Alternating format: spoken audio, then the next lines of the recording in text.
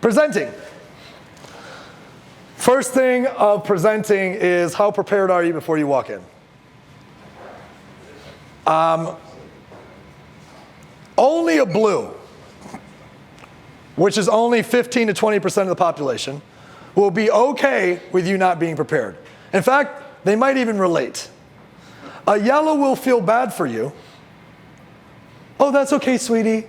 Oh, that's okay.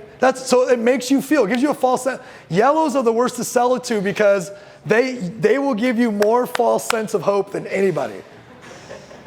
Because the whole time a yellow's like, oh, that's okay. Oh, yes, this is very nice. Oh, yes, I like it. Oh, I enjoy it. You're very talented. And you're like 17 presentations later. Are you ready to go? No, I don't have any money. Oh, lady, come on.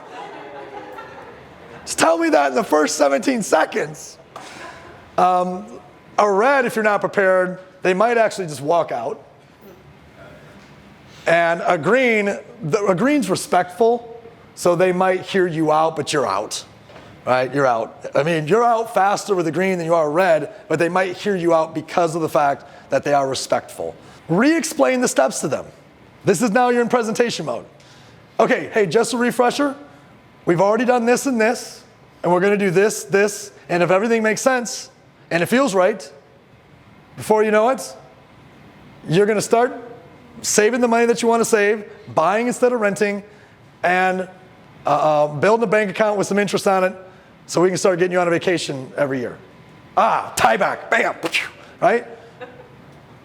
But what you're doing by recapping those steps of what they're gonna go through is reminding them, hey, I'm going to ask you for money at the end of this, right? Because you want to be able to retire your wife. That's why I'm gonna ask you for money, because you want to retire your wife. I know that because you told me that in Discovery. Do not go long, greens. Greens, yellows. Do not go long.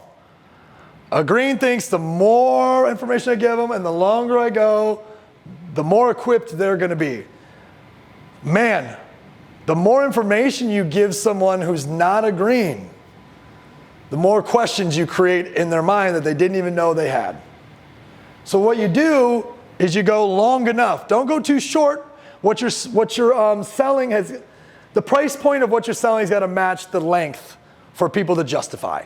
They just justify, rational. They got to be rational, right? Even though they move and decide out of emotion, they got to justify with their logic. So if you're like, okay, here's the presentation. Bing, bang, boom, boom. Can I have $50,000, please? No, you cannot. But I told you everything you know. It's bing, bang, bang, boom. Nope, you cannot have $50,000. Why? I don't know. It just doesn't, I don't know why. I just can't give you $50,000, but I told you 1, 2, 3, 4. I got that, but I can't give you $50,000 because you didn't take long enough. That's what's happening in their brain, right? It's illogical. So you got to go long enough to match whatever it is that you're selling, but do not go too long unless they're steering you. That let them steer it. 30 minutes, great.